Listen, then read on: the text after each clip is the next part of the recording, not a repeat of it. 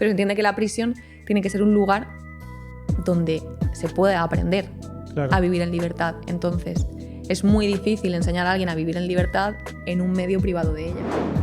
Cualquiera de nosotros podría acabar en prisión sin pensar que nunca podríamos hacerlo. Absolutamente. ¿Cómo entra la droga en prisión? Pues generalmente, y de hecho también se vio mucho en pandemia, ¿no? Cuando en pandemia se restringieron las visitas. Y se vio de dónde venía. La gran mayoría de prisiones están pobladas por hombres. ¿Esto por qué crees que se da? Bienvenidos a un nuevo episodio de Cinturón Blanco. Hoy tengo un episodio que va a ser un bombazo, es súper interesante. Vamos a hablar de cómo se vive en la cárcel, cómo son. También vamos a hablar de cómo acaban las personas en la cárcel. También quiero hablar de mitos y también vamos a hablar también de algunos temas más controversiales, como el tema de la cadena perpetua, de si las penas son más duras, más blandas.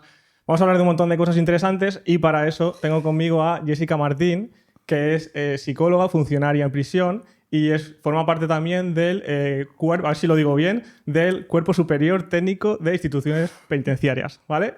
Y nada, estamos aquí contigo, que trabajas en la cárcel de Picassent, que es la cárcel más famosa, más grande de España, al menos. Y nada, me has dado permiso porque tenemos confianza para llamarte Jess en el podcast. Así que nada, ¿estás listo para que le demos? Adelante. Venga, vamos. Pues nada, para empezar, te quería preguntar si se vive bien en las cárceles españolas. Bueno, es una pregunta con muchos matices, pero así para empezar sí que quizá enfatizaría que dentro de los sistemas penitenciarios a nivel europeo, en España tenemos uno de los más garantistas. Así que si tengo que responder sí o no, sí, se vive bien en las cárceles españolas. Al final, una prisión es una prisión, pero bueno, por ejemplo, a nivel de servicios funcionamos por estructuras modulares. En cada uno de los módulos hay un comedor colectivo, luego tienen pues su gimnasio, sus escuelas, habitaciones que generalmente o son individuales o son compartidas con otro compañero. Y la verdad es que son condiciones bastante garantistas a nivel de higiene, alimentación. Claro, cuando dices garantistas te refieres a que garantizan lo que son los derechos humanos, que en Eso muchas es. otras cárceles no pasa. Eso es, o sea, la ley penitenciaria española, así como también el reglamento penitenciario, están basados en un principio fundamental, que es la garantía de los derechos de los internos y las internas. Claro, hablaremos de eso, de si las cárceles deben ser punitivas, porque eso tiene un poco vinculación con esto de cómo se vive en la cárcel. Y te quería preguntar ahora también qué tipo de perfiles o qué patrones ves en las personas que acaban en la cárcel, que tienen en común todas ellas. Bueno, la mayoría, todas ellas es decir demasiado, ¿no? Pero en gran parte la población penitenciaria son personas que a lo mejor pues, tienen menos recursos, a lo mejor también podemos nombrar como factor común o presente, prevalente, una historia infantil complicada, carencia de apoyos. También hay presencia de consumo de sustancias, drogadicción. Diría que esos son los más prevalentes. O sea, en ese sentido, tú en prisión, cuando conoces a un interno, tú le llamas, o a un preso, te encuentras mucho con el pensamiento de creo que esto es por su historia de vida, el que haya acabado aquí por una historia traumática, o ves muy a menudo el tema de la psicopatía de le veo este rasgo psicopático y creo que esto es lo que le ha hecho al final, que haya hecho algo y haya acabado aquí. No, o sea, hay población penitenciaria donde hay presencia de rasgos psicopáticos, pero no es la mayoría, al revés.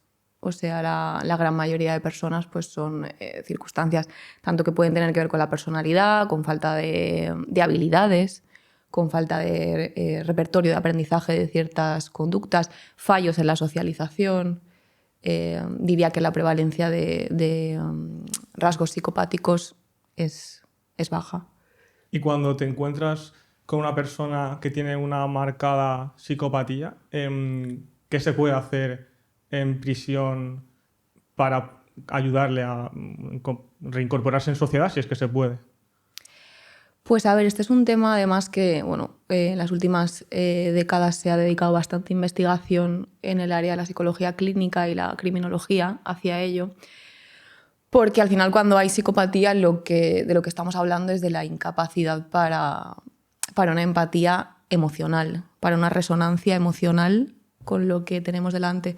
Entonces lo que se trabaja generalmente es más la capacidad cognitiva, ¿no? O sea, que la persona pueda comprender cuáles son los riesgos y cuáles son las consecuencias de hacer algo dañino. So, digamos, Las consecuencias para sí. claro, digamos que actúe egoístamente, pero eso al final impacte en la sociedad bien. Se reconduce a partir de ahí. Es el trabajo que se puede hacer con esta población. Claro, pero en la propia, digamos, se podría llamar terapia lo que el proceso que hacéis con ellos, ¿vale? En la propia terapia, claro, ellos también lo que he escuchado es que aprenden recursos muchas veces para poder manipular mejor, para poder salirse mejor con la suya. ¿Esto cómo se evita? Precisamente orientando el tratamiento hacia la parte cognitiva y Ya. no hacia la parte quizá más emocional. Vale, vale. ¿Te ha pasado que has trabajado con alguien que tenga una psicopatía y hayas visto que cada vez se defiende mejor y la usa para su beneficio y que no está siendo producente el hacer la terapia? No te creas. Alguna persona con rasgos psicopáticos he tenido sobre todo en grupo, en terapia individual no tanto. En terapia grupal sí, y no, es de las o sea, no son de las personas que más destacan por aprendizaje, porque al final las habilidades sociales a veces son un poco pobres, entonces en grupo no suelen destacar demasiado. Vale, vale. Y has comentado el tema de las adicciones y tal como una de las causas. Realmente, ¿qué porcentaje de prisioneros internos consume drogas habitualmente en prisión, dentro? Porcentaje sería muy... No, más o menos. A ver, esto es algo específico, ¿no? Dentro de las prisiones hay módulos y módulos. Se intenta que en todo... O sea, hay un reglamento y una normativa común para todos, y después están módulos de respeto, de alta exigencia, de media exigencia, y después los módulos que llamaríamos de baja exigencia. Entonces, depende del lugar donde esté ubicado el interno, hay más o menos prevalencia de consumo de tóxicos, ¿no? Pero la realidad es que quizás esto es más mito. O sea, quizás no hay tanto consumo como se piensa. Vale. O sea, lo hay. Generalmente pero... la gente que consume ya consumía antes de entrar. O sea, se da más el consumo antes de entrar que lo que es engancharse una vez que se entra a la prisión. Vale, y entonces, de estas personas que están en prisión, ¿qué porcentaje crees o qué proporción crees que están en prisión por una vinculación con las drogas o por culpa, digamos, de las drogas? Pues a nivel causal, el porcentaje yo diría, por lo menos con la población que yo trabajo aquí en Valencia, es alto. El porcentaje es alto. Y personas que hayan tenido problemas con el consumo de drogas dentro de la población penitenciaria podríamos hablar fácil de un 70%. Es que es bárbaro. O sea que, digamos que al final podríamos resumir que la población penitenciaria es una población que ha tenido una historia de vida complicada y seguramente use las drogas en su mayoría para un poco desconectarse o salir adelante. O quizás la consecuencia. Quiero decir, al final forma parte de un estilo de vida. Si hay un estilo de vida marginal o hay un estilo de vida evasivo... por ejemplo, luego lo veremos quizá más adelante con otro tipo de preguntas, pero si hablamos de tipologías delictivas, lo que prevalece son los delitos contra la propiedad. Robos, hurtos, robos con fuerza, robos con violencia. ¿De qué estamos hablando ahí? Quizá de muchas personas que ejecutan el delito o bien para poder consumir o bien cuando han consumido. Y en ese sentido, ¿qué perfiles hay de personas en prisión? Me refiero, está a lo mejor la típica persona que pues está como súper adicta a las drogas, entonces comete un delito para poder conseguir drogas, entonces entra en prisión. ¿Hay otros perfiles que también son bastante comunes en prisión que te encuentres? ¿Que no tengan que ver con el consumo? Sí, un poco por saber un poco qué tipo de perfiles de personas así o qué problemáticas tienen para luego acabar en prisión. Hemos visto que la adicción es una una de ellas bastante importante. Claro, lo que pasa es que la adicción es un concepto muy amplio. Entonces podemos ser adictos a una sustancia, podemos ser adictos al dinero, ahí podríamos englobar a algunas personas que se dedican al narcotráfico, por ejemplo. Podemos generar, yo qué sé, conductas compulsivas con la sexualidad. Entonces no solamente hay perfiles, la típica persona muy consumidora de cocaína o de heroína, que quizá la tenemos más estigmatizada, sino que el perfil es variado. También personas que a lo mejor pues, no tienen tantas habilidades sociales para desenvolverse en la vida. Ya, o adicciones más tipo pues, simplemente cleptómanos y roban por... Sí, eso hay menos. O sea, existe, pero en menor prevalencia. Quizá después de las adicciones al consumo, yo hablaría de una adicción al poder, al estatus, al dinero. Y me has comentado antes, fuera de cámara, que me ha llamado la atención que realmente, ¿cuántos módulos me habías dicho que tenía Picassent? 36. Tiene 36 y solo hay 3 de mujeres. Es decir, que la gran mayoría, y esto no es una excepción, es en general en las prisiones, la gran mayoría de prisiones están pobladas por hombres. ¿Esto por qué crees que se da? Pues a ver, sí, como tú dices, en cifras a nivel nacional, ¿vale? Más del 90% de la población penitenciaria son hombres. En el último estudio, creo que hace 4 o 5 años, en torno al 8% son mujeres. Entonces ya eso habla por sí solo.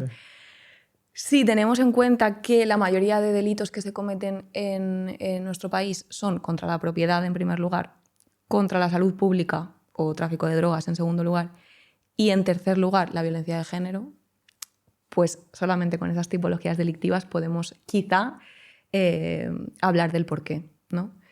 Yo creo que al final en prisión siempre lo digo, para mí es un reflejo de lo que está pasando fuera.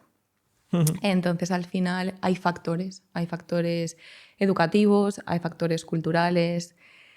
Si vosotros como hombres quizá estáis educados en proveer, en traer dinero a casa, en sustentar en el ámbito público a la familia y a veces no hay recursos, pues se roba, se hurta, se trafica.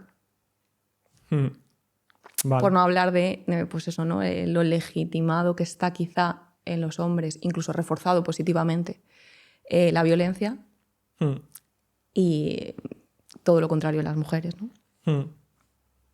Vale. Bueno, claro, es que esto realmente es un debate de si es una parte biológica, de si es una parte de aprendizaje cultural. Me refiero a que los hombres seamos más violentos por naturaleza o no. Yo lo que más encuentro realmente con la población con la que trabajo, conforme hablo me vienen internos a la cabeza, Sí. ¿no? De estas últimas semanas quizá, que, jolín, las creencias están realmente arraigadas, ¿no? Es que, ¿cómo no voy a llevar yo, o cómo voy a dejar yo que ella trabaje, ¿no? Yo tengo que traer esto a casa y tienen que ser en un nivel alto y o sea, ahí hay un mandato social muy importante.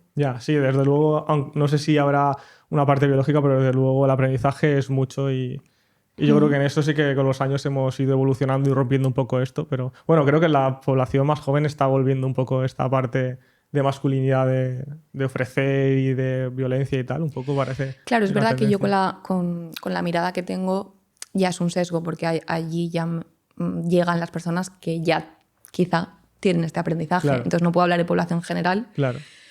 Pero sí es cierto que bueno, la población juvenil a mí me conmueve especialmente cuando llegan tan jóvenes con creencias tan limitantes. Totalmente. También te quería preguntar por el tema de si los casos que ves muchas veces piensas, esta persona no se va a poder reinsertar y... bueno, te quiero preguntar en qué casos, en qué porcentaje ves, mira, esta persona se puede reinsertar y esta persona, pues no, básicamente, en plan... No sé si le preguntas a la persona más adecuada, porque yo que alguien no se pueda reinsertar lo pienso muy poco. Quizá, no sé si debería pensarlo más, pero lo pienso muy poco. Al final lo que he ido aprendiendo también con el paso del tiempo ajustar expectativas. O sea, ¿qué es reinsertarse? Al final es prevenir la reincidencia. Entonces tenemos que trabajar sobre ciertos pilares, ¿no? Que es la inserción laboral, algo de apoyo social. Si hay patología a nivel clínico, pues trabajar con eso también. Habilidades sociales, autoconocimiento, un proyecto de vida más realista. Y, por supuesto, si hay drogadicción, deshabituación. Y sobre esos pilares vamos un poco diseñando el tratamiento. Ahora bien, tenemos que saber de qué base partimos, ¿no? Y qué queremos conseguir. Si, por ejemplo, entra alguien o yo estoy trabajando con alguien con un nivel de patología muy elevado o un nivel de, por ejemplo, dependencia muy elevado o muy cronificado, yo tengo que ajustar ahí las expectativas. Pero bueno, al final creo que honestamente, damos bastante buen servicio. Tanto el ámbito público, o sea, las instituciones penitenciarias, como por supuesto, y en esto quiero hacer también especial mención, las fundaciones del tercer sector, o sea, las ONGs con las que trabajamos, son claves a la hora de la inserción, de ofrecer viviendas tuteladas, yo qué sé, prácticas remuneradas a los chicos que salen habiendo estudiado allí. O sea, somos todo un engranaje. O sea, tú eres súper optimista. Tú cuando estás con alguien en terapia, tú piensas, tú vas a poder reinsertarte, generalmente. Es que ¿sabes qué pasa? Que ellos muchas veces ya no lo piensan. Entonces, si no lo piensas tú, es muy difícil. O sea, porque también un factor ahí predictor del fracaso es la baja autoeficacia. Entonces, si él ya no cree en sí mismo y ha visto que la ha cagado, a lo mejor, yo qué sé, por ejemplo, con el tema de las adicciones, ¿no? Que ha tenido pues varias recaídas, tal, y no hay. Siempre realista, ¿eh? No hace falta ser aquí tampoco algo que no se va a poder cumplir.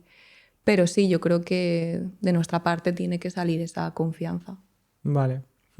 Claro, o sea, obviamente a ellos les tiene que aportar un montón. En plan, hay alguien que cree en mí cuando a lo mejor por su historia de vida se han encontrado eso muy poco. Totalmente. O sea, es que muchas veces la creencia es no vales para nada, eres insuficiente, no vas a poder hacerlo, todo lo que te propones fracasa. De la familia, y ellos han ido también en esa línea. Han ido un poco confirmando esos pensamientos limitantes. Entonces, bueno, yo al final siempre lo digo, yo tengo la jornada laboral que tengo y mi labor allí es trabajar para eso. Entonces, esa es como mi actitud. Claro. Y, o sea, estamos hablando de problemas de salud mental como uno de los principales focos de que las personas acaben en prisión. Y claro, luego entran en prisión y como comentas, tienen situaciones y percales súper complicados. Habrá mucha gente deprimida, habrá mucha gente con muchos problemas de salud mental. Y claro, quiero meterme en el tema tabú del suicidio. ¿Hay presos que se suicidan en prisión? Sí, sí ocurre, claro. La tasa, sobre todo en los últimos años, ha bajado bastante. Tenemos un protocolo. Bueno, la ley penitenciaria nos dice que la Administración tiene la obligación de velar por la vida, la integridad y la salud de los internos e internas. Entonces, como por ejemplo yo en mi caso, ¿no? Como psicóloga, una de mis labores fundamentales es cuando una persona ingresa en prisión, el día que ingresa en prisión, tener una entrevista con esa persona para hacer un poco la acogida, porque es un momento especialmente vulnerable, y detectar si hay riesgo o no de que pueda atentar contra su vida. Si lo hay, activar ese protocolo, que tiene una serie de medidas, ¿no? Pues, por ejemplo, que esté acompañado las 24 horas del día, a veces que haya celdas de observación, aumentar, por ejemplo, las llamadas de teléfono, las comunicaciones, para que pueda tener más apoyo familiar de lo habitual. Claro. Entonces imagino que estos casos que sí se suicidan es un poco porque pasan desapercibidos y no entran en ese programa, ¿no? Sí, por desgracia, aunque tengamos esta forma de proceder y bueno, también nuestra presencia en el día a día en los módulos y la relación de tú a tú con los internos, hay veces que no se verbaliza la intención, ni el desánimo, y a veces ocurre. Pues mira, quiero pasar a otro bloque donde quiero hablar un poco de tu experiencia real en prisión. Y para empezar quería preguntarte cómo te sentiste la primera vez que estuviste en prisión y qué pensaste. Pues es que me acuerdo perfectamente de ese momento. Porque además yo después oposité y me saqué la plaza y ya pertenezco al cuerpo de instituciones penitenciarias, pero la primera vez que yo entré en una prisión, yo trabajaba en una ONG, trabajaba en Proyecto Hombre, y entonces yo trabajaba en Valencia y tuve que ir a cubrir una baja a un módulo que tiene Proyecto Hombre allí en Picassent. Y nada, yo recuerdo entrar con mi coordinadora y me iba explicando mis funciones y de repente estaba dentro. Fuimos pasando una puerta, otra puerta, un control de seguridad y me acuerdo es que me acuerdo el nombre incluso, no lo puedo decir, pero del primer interno, ¿no? Me dijo, ¿y este es tal? Y yo dije, hola, ¿qué hago aquí? Y fue como una especie, siempre lo digo, como una especie de burbuja, una sensación de libertad muy extraña, porque es como todo queda fuera y de repente tú estás ahí, no hay móviles, no hay contacto, no hay... Y no sé, la verdad me sentí como muy ligera y vi todos los mitos que a veces tenemos en la cabeza de lo que puede ser una prisión. Pues cuéntanos qué es lo que uno nos imaginaría cuando entra a una prisión. Pues desde cómo van vestidos, que muchas veces pensamos que van con uniforme y van pues como tú vas ahora o como yo voy ahora, hasta pues que la prisión muchas veces está también organizada por los propios internos e internas en cuanto, por ejemplo, los servicios de cocina, lavandería, pues ellos trabajan allí. El tema de la seguridad, quizá, o sea, no sé si esto ya es personal, sí que, por ejemplo, allí también entran profesoras que son del ámbito de la administración educativa y a lo mejor el no estar tan habituadas, pues sí que lo llevan quizá con un poco más de respeto, más miedo, ¿no? Pero yo, por ejemplo, nunca he sentido inseguridad al ir por los pasillos, ¿no? Y esa sensación de peligrosidad yo realmente nunca la he sentido.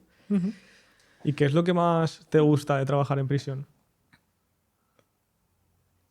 Lo que más me gusta de estar allí Sí, o de lo no, que de tu hago, trabajo, de lo de que lo que hago, haces. La terapia, claro. La terapia grupal me gusta mucho, individual me gusta más, yo creo. Quizá por también, o sea, yo venía de hacer psicoterapia individual, venía de hacer clínica y es lo que a mí de verdad me gusta. Entonces, sí, los grupos y la terapia son muy reconfortantes.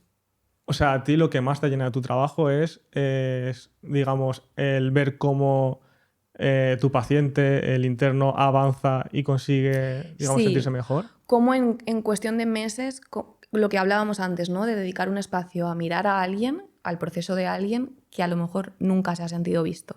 Entonces eso genera un efecto que es brutal y quizá cosas que nunca se han planteado de cómo posicionarse, de cómo lidiar con su familia, de qué límites es su autoestima. De repente se empiezan a mover piezas y en cuestión de meses es como, wow. Entonces eso es como muy bonito porque al final no son, quizá, yo que sé, población general, ¿no? Que pues tú acudes a terapia a nivel privado y te trabajas pues esto o lo otro. Generalmente eso no te lo encuentras allí. Quizás son personas que nunca han recibido este tratamiento y que quizá ni confiaban en ello. ¿Y qué haces exactamente en tu día a día? O sea, ¿haces terapia y qué más haces? ¿Cómo es un día tuyo habitual? A ver, tenemos muchas funciones dentro de lo que es la prisión.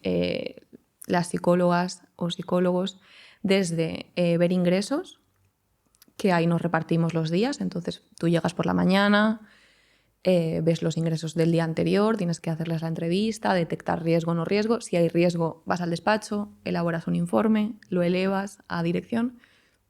Un poco eso. Después, por ejemplo, labores de lo que llamamos junta de tratamiento, que sería la parte más administrativa, porque claro, tened en cuenta que al final formamos parte de un organismo público. Entonces, como cuerpo técnico, decidimos sobre la vida de los internos, si van a salir de permiso o no, si se les va a progresar de grado a la semilibertad o no, salidas programadas, pues entonces también hay que hacer esas entrevistas que son quizá un poco más formales, ¿no? A nivel de junta y de toma de decisiones. Luego una vez, yo en mi caso una vez cada 15 días, nos reunimos el equipo técnico y tomamos esas decisiones, junto con la trabajadora social, educador o educadora, jurista, subdirectores y dirección. Y luego ya sería la parte más tratamental, tanto de psicoterapia individual, aquellos que quieren, que tampoco son todos, y luego las terapias grupales.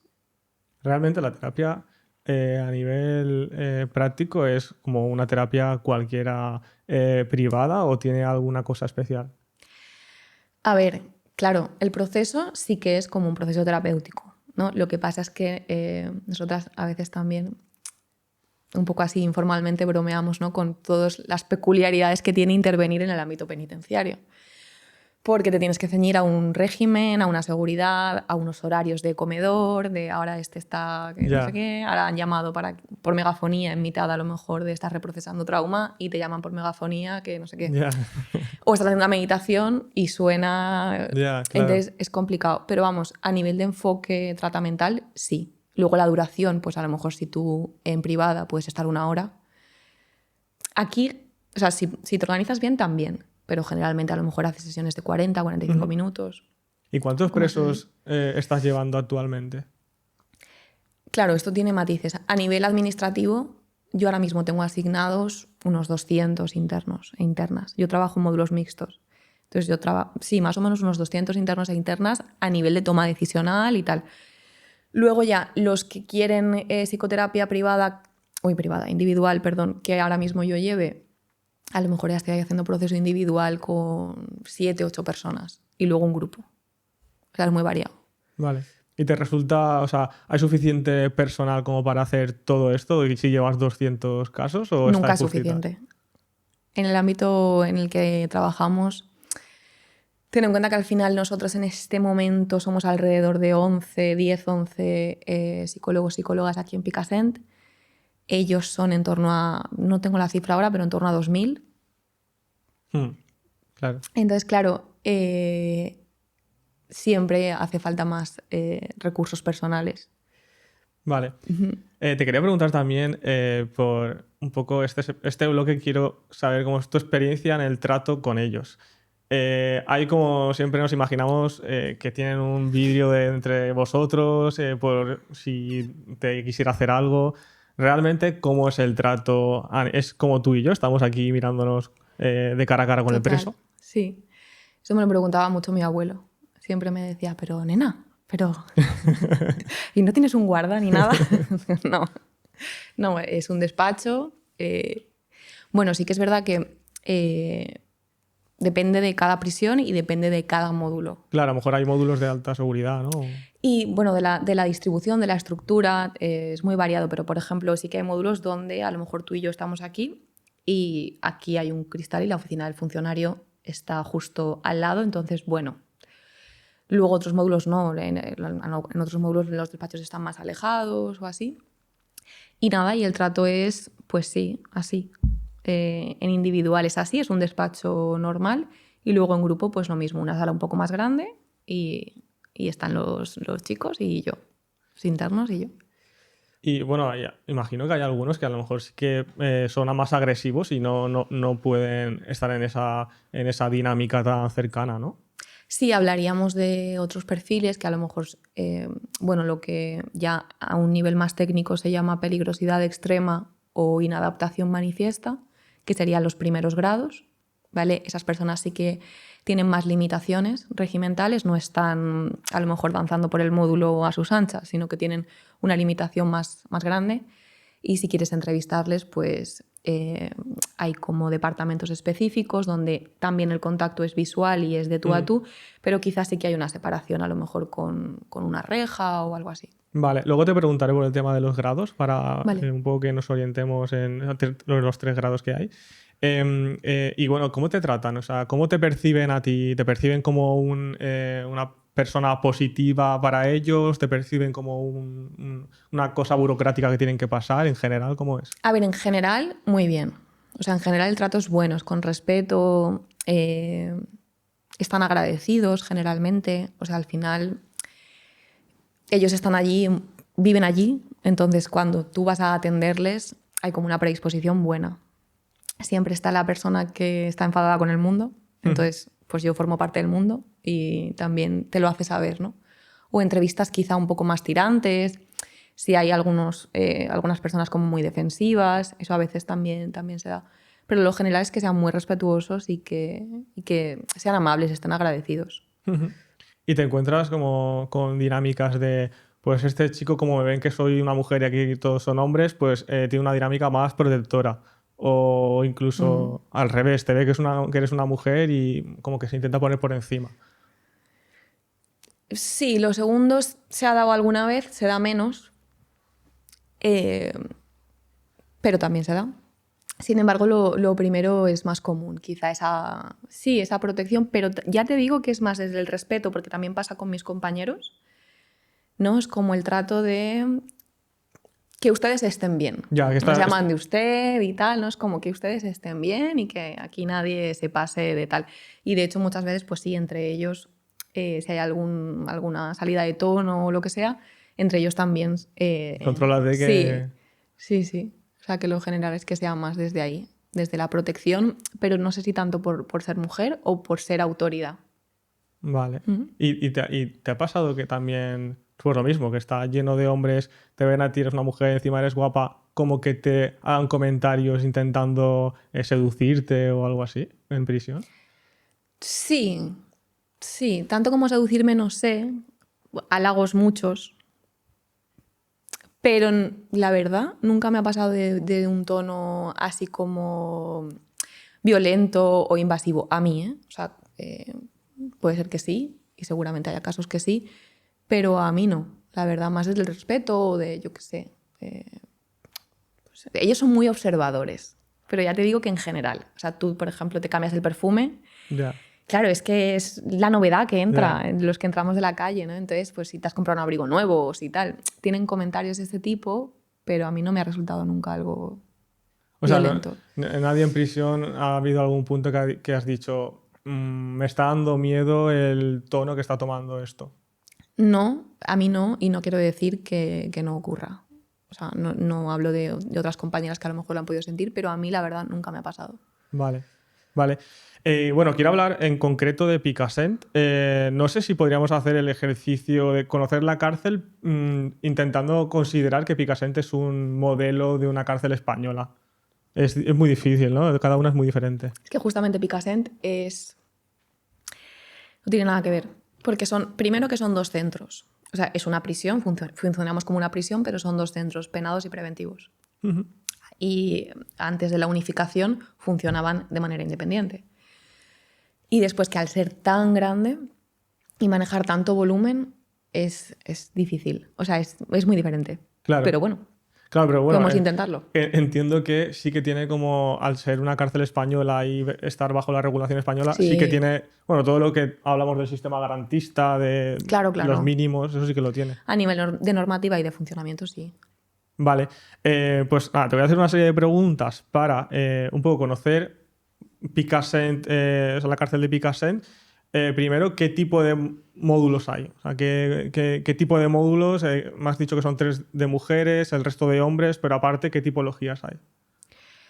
Pues a ver, en realidad trabajamos con colectivos específicos porque así lo marca la ley también. Entonces, están los módulos de jóvenes, ¿vale? Hasta 21 años y excepcionalmente hasta 25, si no estoy mal, hasta 25.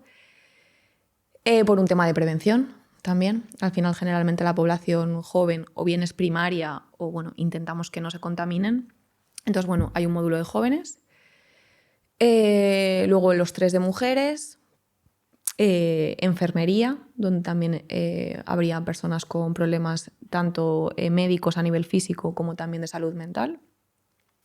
Luego hay un módulo que justamente se lo llevo yo de estudios, donde trabajamos en colaboración con Consellería de Educación. Entonces, pues tanto graduado escolar como formación profesional, enseñanzas superiores. Y luego pues está el módulo de Proyecto Hombre aquí en Picassent, que trabaja súper bien para la deshabituación de las drogas. ¿Qué más?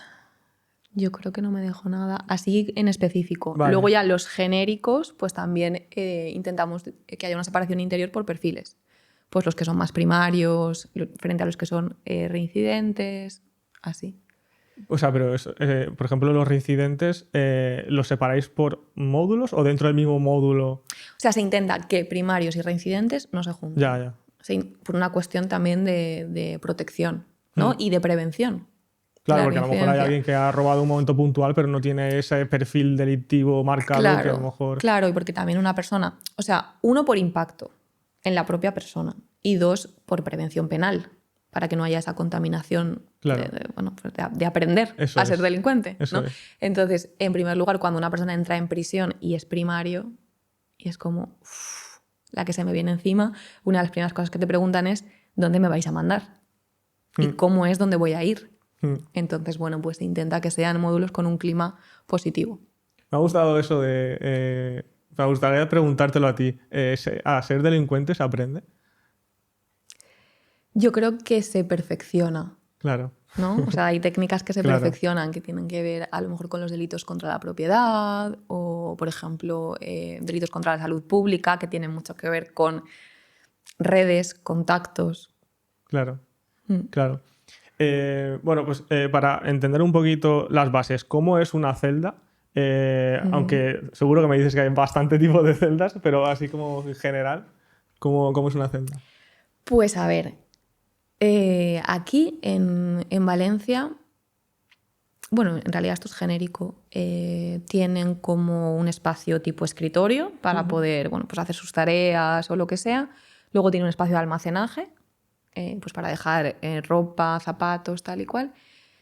Tienen un lavabo, el retrete también, y luego tienen generalmente 2 camas. O sea, como una litera de 2 camas. Y la ventana que puede dar o bien al exterior, algunos aquí dicen que ven la albufera, y luego otros que dan al patio, Vale. para que tengan esa ventilación y tal. ¿Y siempre para comer bajan a comer al comedor o a veces tienen snacks para comer en esa propia celda? Claro, a ver, hay un horario de comedor, entonces no es que bajen al comedor, es que ellos están en el módulo, ellos no están en las celdas están en las horas de descanso. Vale. ¿Vale? Luego están pues, en el módulo, están en el gimnasio, en la escuela, haciendo sus cosas, en los talleres, lo que sea. Y a cierta hora se les llama al comedor. Entonces ahí comen lo que es la comida principal, ¿no? Digamos, el desayuno, la comida y la cena. Y luego tienen lo que se llama economatos, que son como unas especies de tienditas. Y entonces en cada módulo hay un economato. A ciertas horas se les abre y ellos pueden hacer una compra. Y eso pues lo tienen, pues yo qué sé, si luego se quieren tomar, yo qué sé, un café o se quieren subir a lo mejor una chocolatina o algo así, eso sí lo pueden tomar. Pues son cosas como extra, ¿no? Pero como la comida Claro. principal se hace en el comedor. Exacto. ¿Y qué tipo de cosas comen? O sea, es como un... Muy normal, sí. Como podría ser un comedor de un colegio. Sí, tienen... A ver, luego también, por eso te decía lo de garantista, ¿vale? Luego la ley también dice pues, que en la medida que sea posible se tiene que intentar respetar ideología, preferencias, valores. Entonces, por ejemplo, hay dieta vegetariana, Vale. hay dieta hipocalórica para personas que están tienen que hacer un esfuerzo por cuidarse por algo sanitario, y luego están las ordinarias. Vale. Y claro, una duda que me ha venido es, estás en prisión, bajas al comedor, ¿tienen cubiertos normales por el hecho de que tengan un cuchillo y puedan usarlo? ¿Cómo es No, esto? tienen de estos que son como de plástico duro, Sí. o sea que sí que son consistentes Sí. y pueden comer bien, pero que no son armas. Vale, vale. Y bueno, luego tienen un patio, ¿no? Donde, al aire libre, donde ahí pueden hacer ejercicio Eso y es. tal. O sea, realmente sí, por ejemplo, pues si hacen, muchos corren, por ejemplo, eso sí que lo hacen en el patio, o a veces también entrenan al aire libre en el patio y tal. Realmente donde hacen ejercicio es en el gimnasio. Ya te digo que prácticamente, o sea, casi todos los módulos tienen gimnasio dentro del módulo. Y luego en el patio, pues eso, pues sí, pues un lugar donde un poco también airearte, nunca mejor dicho, ¿no? Al final, Claro. pues sus descansos o yo qué sé, sus Claro. charlas, sus paseos. Claro. Y luego has dicho que pueden estudiar. ¿Pueden estudiar cualquier carrera?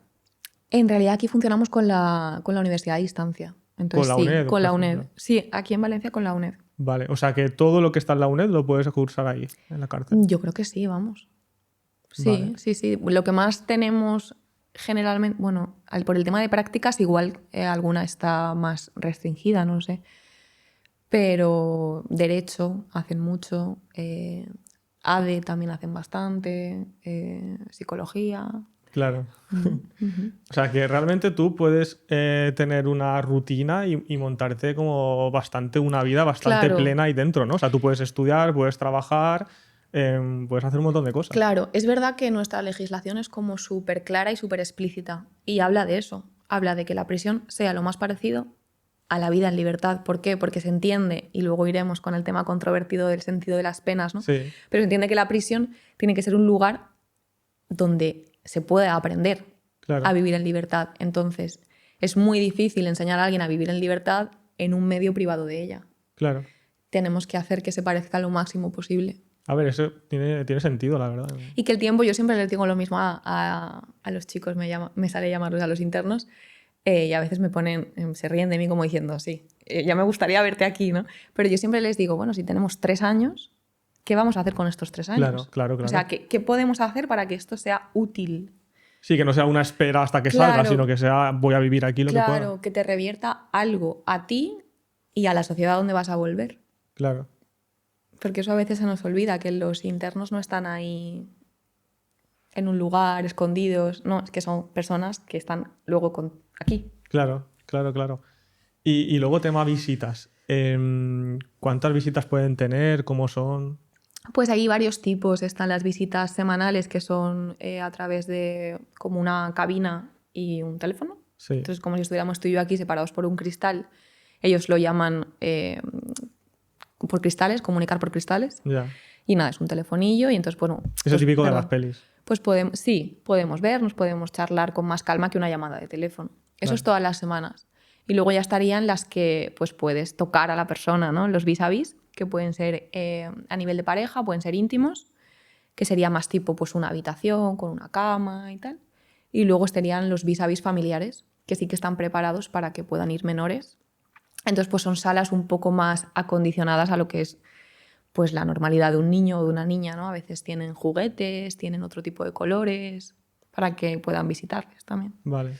Claro, porque eso también es otro tabú. O sea, yo al menos no tenía claro hasta qué punto podían estar en una habitación íntima con tu pareja, incluso el sexo con tu pareja, que muchas veces yo al menos pensaba, pues igual no se puede tener sexo con tu pareja, ¿sabes? Pero... Claro, lo que te decía, vuelvo a lo mismo al final, también se toma como un derecho. Claro. Y entonces, o sea, uno de los pilares del tratamiento para nosotras y nosotros, los profesionales de instituciones penitenciarias, es el hecho de las relaciones familiares y sociales. Si yo pretendo que esa persona no se desconecte, Claro. o al revés, que incremente sus apoyos, no puedo aislarla.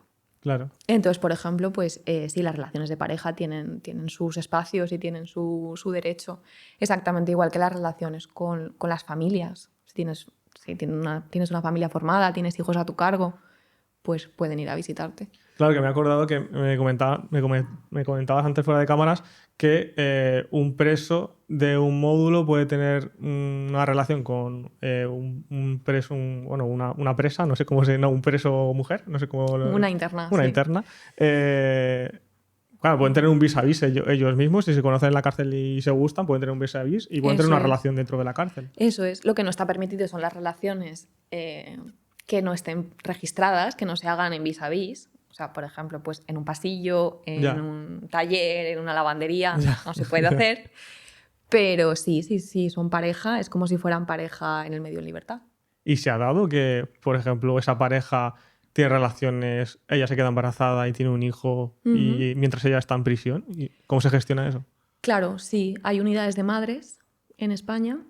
Entonces, pues en ese momento, hasta la edad de 3 años, el niño o la niña convive con la madre en unidades especiales que son prácticamente pues, como si fueran escuelas infantiles, como si fueran guarderías.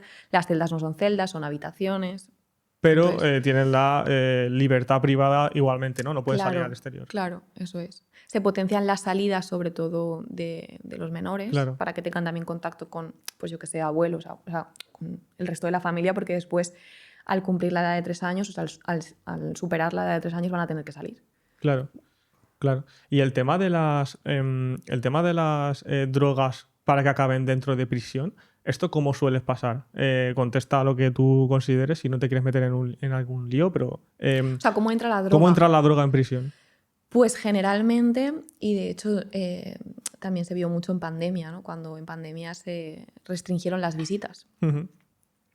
Y se vio de dónde venía muchas veces, ¿no? O sea, en comunicaciones, visitas, generalmente en vis-a-vis, Es la Vale. forma en la que más entran las sustancias prohibidas. Hubo una bajada en pandemia Sí, por la muy reducción importante. Vale. Claro, al final todo lo que cierra la prisión pues la hace más hermética Claro. también a este tipo de intercambios. Entonces sí, es verdad que en las visitas presenciales, en las comunicaciones íntimas, los vis-a-vis familiares y tal, hay un cacheo, hay un registro minucioso, pero al final pues a veces ocurre. Vale. Y aquí en Picassent sí que es verdad, lo comentábamos también ayer, que hay unidades caninas que se han formado, la verdad que hacen súper buena labor. Y bueno, pues hay un grupo de funcionarios que se han especializado en eso y con los perros también se detecta bastante. Claro, me comentabas que entraban también por el tema de los permisos, de que una persona se tome permisos, que a lo mejor tenga un tercer Claro. grado y entre con la droga y Sí, o sea, un tercer grado no, se la porque esconda. los terceros grados se cumplen en semilibertad. Ah, vale, En pues otro segundo centro. sería, ¿no? Sí, se cumplen en otro centro, que es el centro de inserción social. Los segundos grados, que son los que salen de permiso en prisión, claro, si vuelven de un permiso, ya te digo que el registro es minucioso, tanto de ellos, su persona, como de los paquetes que entran con su ropa, Claro. pero a veces sí ocurre que Claro. es ahí la entrada.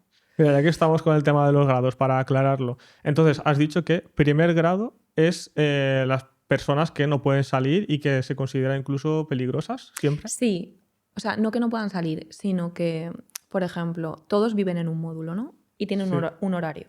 Entonces, tú puedes hacer vida ordinaria en el módulo, lo que te digo, estar en el gimnasio, no sé qué, entrenar, irte a leerte un libro, ¿vale? Eso sería segundo grado. Sí. Es la vida más ordinaria, régimen ordinario que se llama. Vale.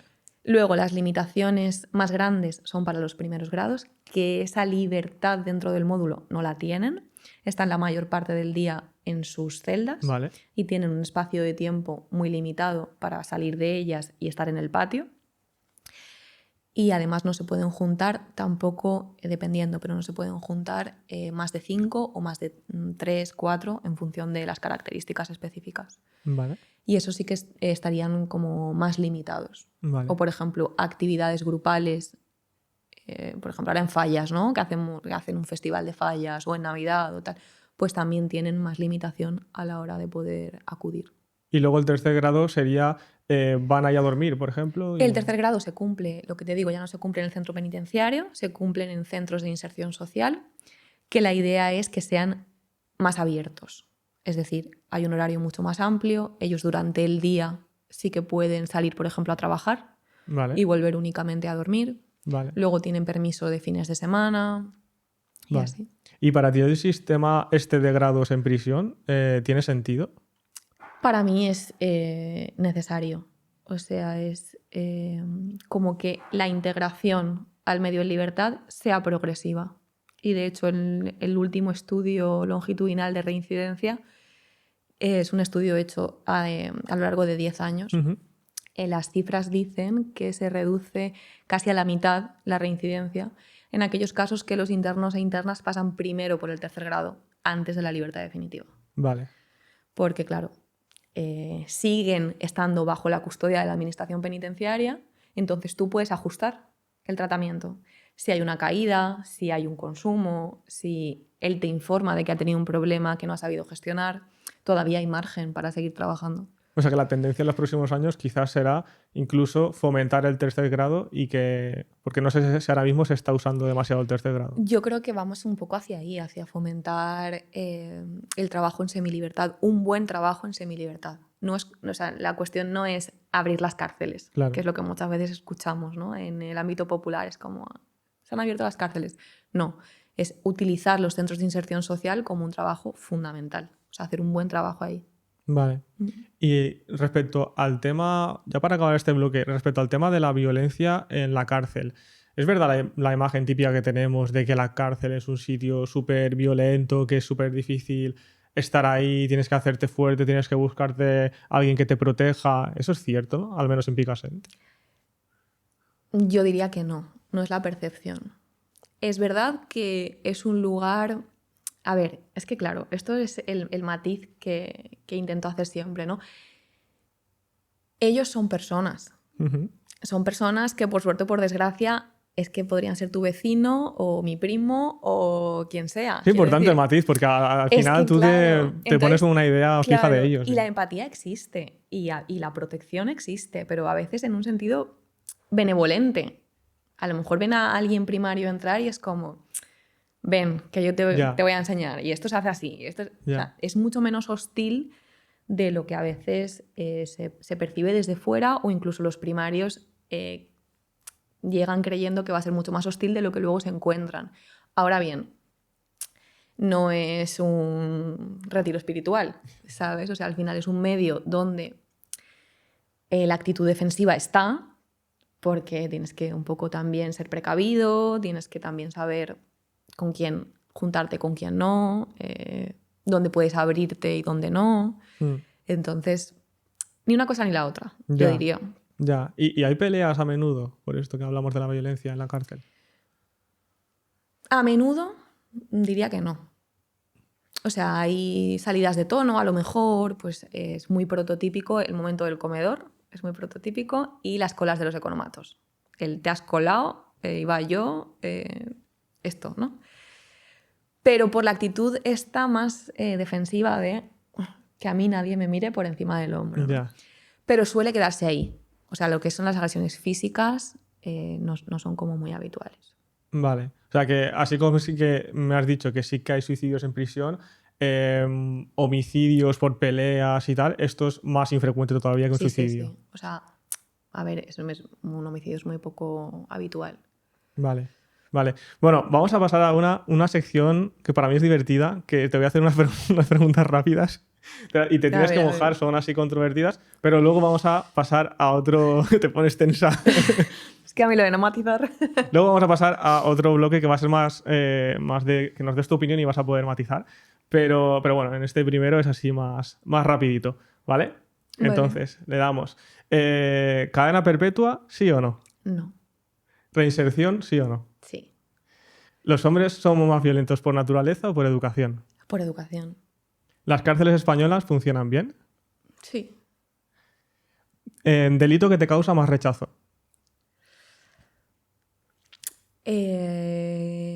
Diría que delitos contra colectivos vulnerables como menores o animales.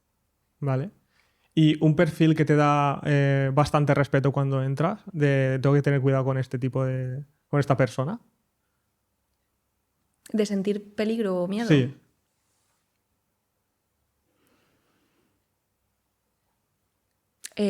Quizá personas con menor autocontrol. O sea, Ujú. cuando entran con un nivel de impulsividad elevado, ahí sí que, pues bueno, tienes que saber un poco Claro. regularlo. ¿Y hay tráfico de drogas en las cárceles españolas? Algo. ¿Las penas de prisión son duras o demasiado blandas? Eh, Diría que están individualizadas, que puede variar mucho. Ujú. ¿Y un mito que te parezca el más importante sobre las cárceles españolas? Que no cumplen ciertas condiciones de vida o de habitabilidad o algo así. Creo que eso es un mito que no se corresponde. Y quizá que son lugares extremadamente peligrosos. Vale. Vale, bueno, hemos acabado, no ha sido para tanto. Ahora vamos a poder comentarlo más. Para empezar esta parte que es más de opinión, te quería preguntar, ¿qué es para ti la prisión? ¿Es un sitio para readaptarte? ¿Es simplemente un castigo?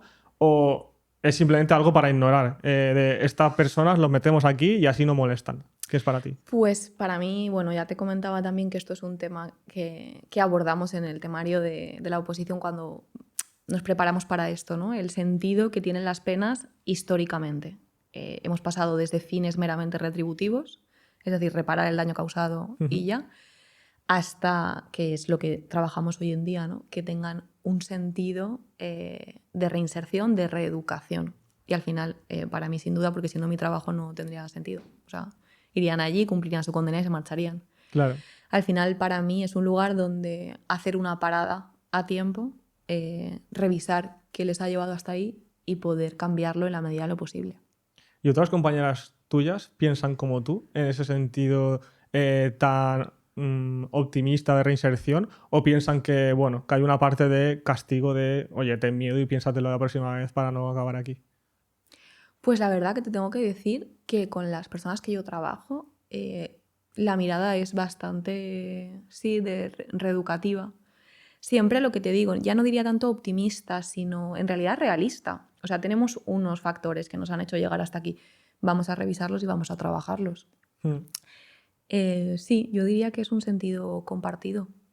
¿Y crees que las prisiones entonces en ese sentido están funcionando bien en España de acompañar en la reinserción? Yo diría que en general sí, la verdad. Dentro del ámbito del tratamiento, yo diría que las personas, por lo menos por mi experiencia, tenemos profesionales súper preparados, además la formación es continua, o sea, desde la propia Secretaría General de Instituciones Penitenciarias lanzan continuamente actualizaciones y formaciones, porque esto no lo hemos comentado, pero para cada tipología delictiva existe diseñado un protocolo y un programa específico, Vale. ¿vale? Que como psicólogas nosotras implementamos para las agresiones sexuales, violencia de género. O sea que tiene que ser una barbaridad porque hay multitud de... Sí, o sea, por ejemplo, pues estas dos que he comentado, para delitos de odio también, para delitos económicos también. O sea, hay una gran variedad de programas que están estandarizados y eso todos los años nosotras recibimos formación continua en técnicas alternativas. Por ejemplo, ahora también nos estamos abriendo más a las terapias de tercera generación. O sea, quiero decir, nos formamos continuamente para ello. Y yo creo que desde el tratamiento se hace un buen trabajo. Lo que pasa es que la reinserción depende de muchos pilares. Y uno de ellos está en la sociedad que después va a acoger a esas personas. Claro. Desde el Claro. ámbito laboral hasta el entorno al que vuelven, sus familias, sus pueblos. Claro. Mira, me ha venido una pregunta respecto al tema de inmigrantes que acaban en prisión, porque claro, yo lo que tengo entendido es que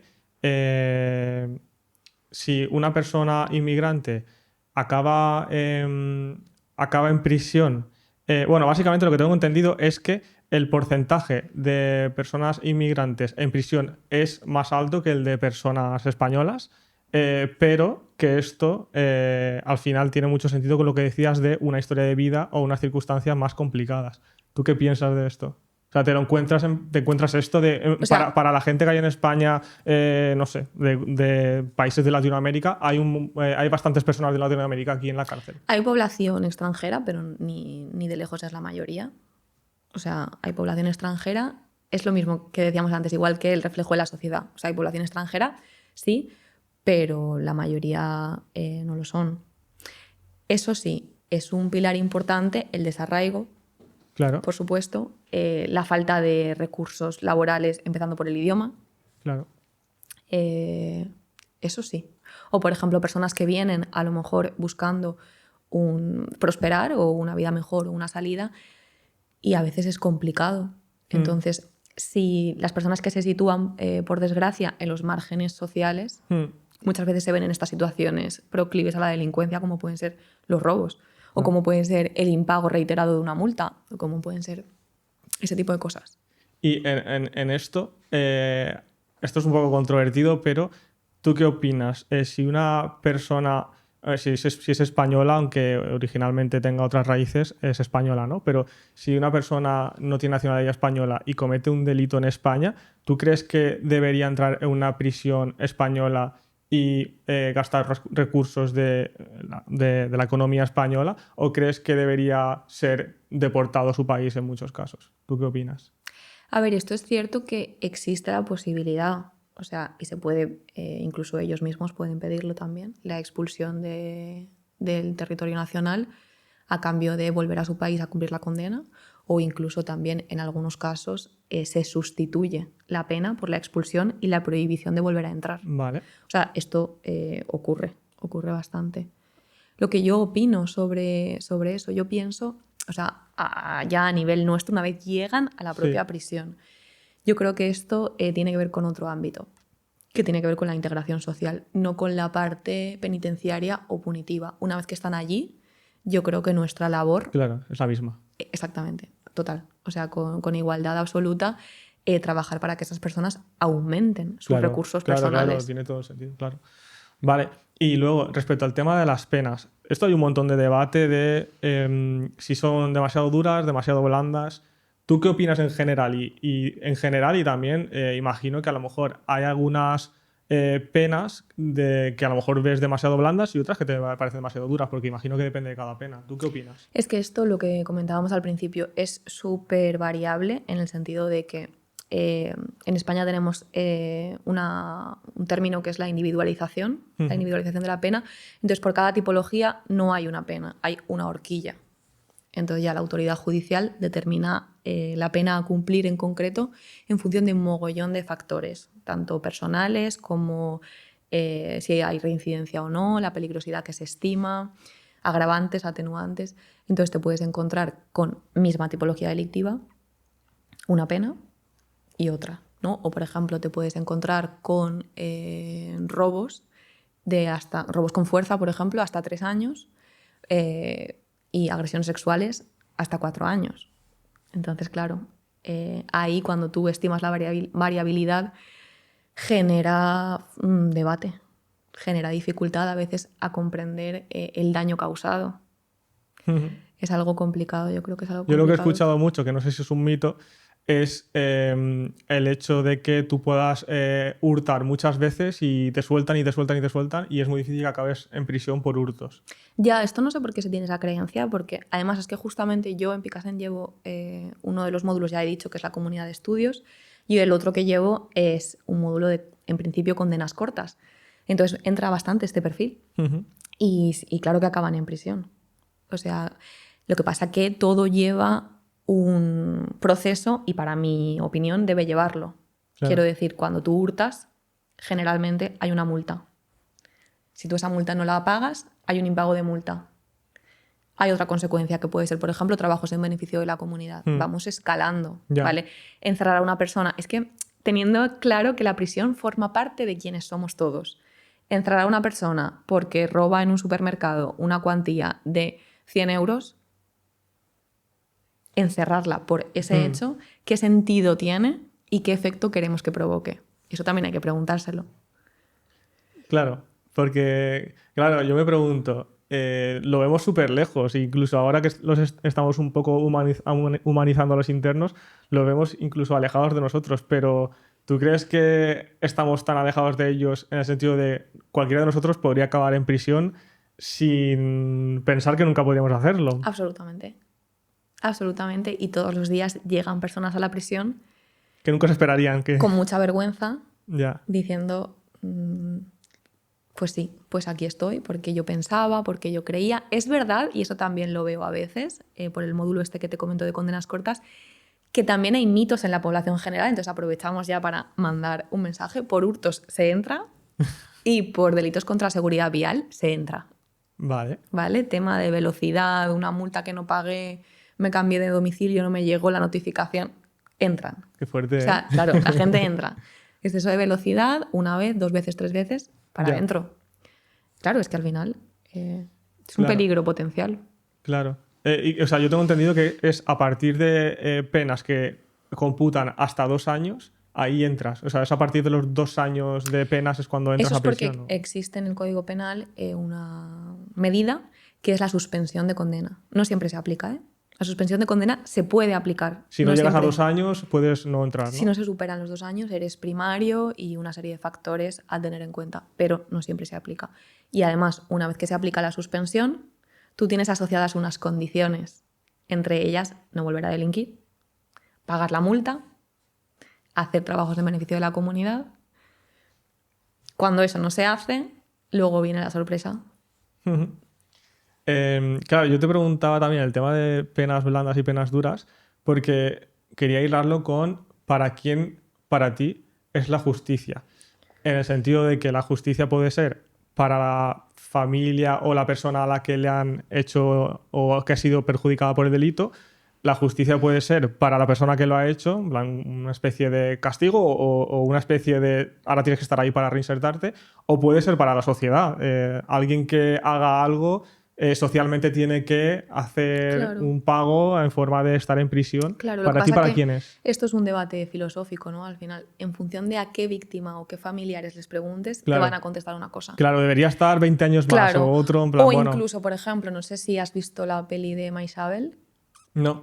Habla de justicia restaurativa, a mí me encanta este enfoque. Al final, bueno, es la peli habla de, no te hago spoiler, pero habla de una familiar de una víctima y de proceso de perdón, pero sobre todo de ella misma, de liberación de la rabia, de liberación del hartazgo ya con respecto a la persona que mató a su marido. Claro.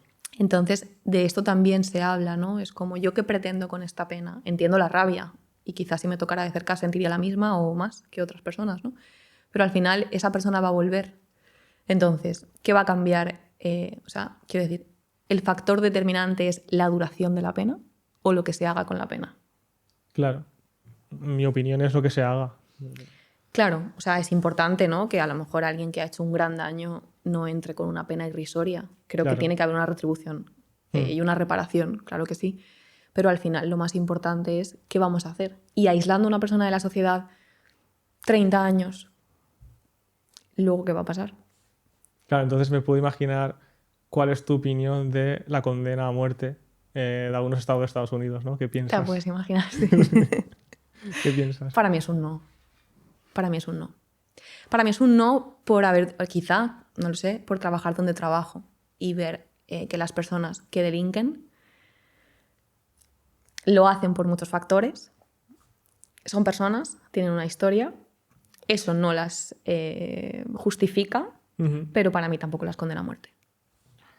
Y en ese sentido, ¿qué opinas de la cadena perpetua?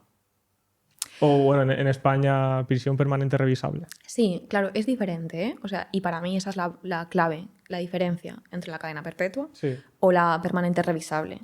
Porque justamente lo que tratamos de garantizar es eso, que va a revisarse y va a depender de la evolución real de esa persona. Si cumple, no es permanente. Eso O es. sea, si evoluciona, no es permanente. Sí, evoluciona, no es permanente, sí, porque si no, al final una condena perpetua es, para mí, desde mi temperamento y mi forma de ser, es como morir en vida. Ya. Y ya para acabar, esta es la última pregunta, te quería preguntar cómo ha cambiado la prisión en los últimos años. Pues, a ver, yo diría que hacia donde vamos es un poco a pensar en el cambio social que estamos viviendo, cómo también está repercutiendo en las prisiones. Por ejemplo, la falta de recursos, las dificultades económicas, todo esto, sin duda. O sea, y luego también, por ejemplo, la población joven también va en aumento. Todo esto yo creo que es un reflejo. Y luego lo que es la prisión como tal, yo creo que quizá uno de los mayores retos que tengamos por delante pueda ser cómo incluir todo este avance tecnológico con la privación de libertad. Eso también me genera bastante interés cómo vamos a hacerlo. Sí, son bueno, retos a afrontar. Sí, está también la peli, no sé si la has visto, de Minority Report. No, Que no básicamente, me suena mucho. básicamente es como es un sistema de inteligencia artificial que lo que hace es analizar a un preso, bueno, no a un preso, a una persona de la calle y puede predecir si va a cometer un delito. Entonces, antes de que cometa el delito, lo meten en prisión. Esto está muy lejos, ¿no? de cómo está actualmente la situación con la inteligencia artificial, pero bueno, que sí que se podría usar para muchas cosas en prisión y seguramente cambie en ese sentido en los próximos años. No sé si vosotros habéis implementado algo o habéis... De momento no. O sea, es verdad que, por ejemplo, para la generación de recursos tratamentales o así puede ser una herramienta útil, pero de momento no. De momento trabajamos con lo que tenemos estandarizado. Yo me refería también más a cómo la desconexión digital Sí. de personas que están privadas de libertad muchos años, cómo vamos a trabajar con eso, porque al final eso genera luego un impacto. O sea, personas que a lo mejor entraron con 20 y van a salir con 42. Claro, eso es muy loco. Pero bueno, que si están estudiando sí que tienen acceso a... Claro, de momento los estudios allí son analógicos. O ¿Sabes lo que te quiero decir? O sea, son con libro, papel, con tal. Pero incluso de la UNED A ver, lo único que acuden los días puntuales a hacer los exámenes conectados a una red, pero ellos no tienen O sea, acceso. les dan los libros y ellos se Claro. ponen a estudiar con Por los ejemplo, libros. yo me refiero a, no sé, generar un certificado digital Claro, claro. o recargar la tarjeta del bonobús. Es que la desconexión llega a esos niveles. Y No, luego, incluso, sí. claro, personas que a lo mejor van a acceder a la libertad definitiva sin pasar por el CIS, por el tercer grado, la brecha es grande. Pues sí, totalmente. Incluso ya el hecho de saber cómo comunicarte con personas digitalmente, porque muchas relaciones hoy en día son de ese tipo. Totalmente, muchos trámites. Claro, y luego eso también, yo lo pienso a veces en ellos y genera una sensación de insuficiencia, de inseguridad. Yo estoy pensando en algunos concretos, ¿no? Que han pasado muchos años en prisión, se les empieza a dar permisos y es como, voy a saber coger el metro Claro. y ahora esto, y me han dicho que tengo que sacar el certificado de no sé qué, de empadronamiento y tal, pero que ahora se hace online, ¿no? Claro, Yo creo que eso también va a tener que formar parte de alguna manera. claro. Pues nada, Jess, hasta aquí hemos llegado. Me ha encantado, es súper interesante. Igualmente. Nada, para finalizar, si quieres dar algún mensaje, algo que se te haya quedado en el tintero o algo que quieras compartir, puedes decirlo a tu cámara y con esto lo dejamos.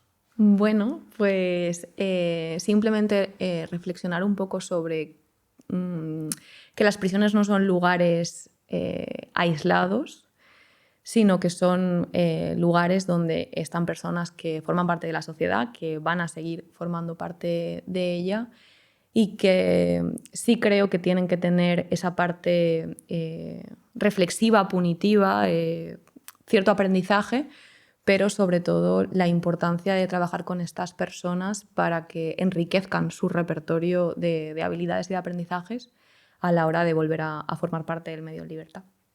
Pues nada, Jess, muchísimas gracias por venir, me lo pasa súper bien. Igual. Y nada, chicos, a los demás, gracias por estar ahí al otro lado y nos vemos en el próximo episodio de Cinturón Blanco.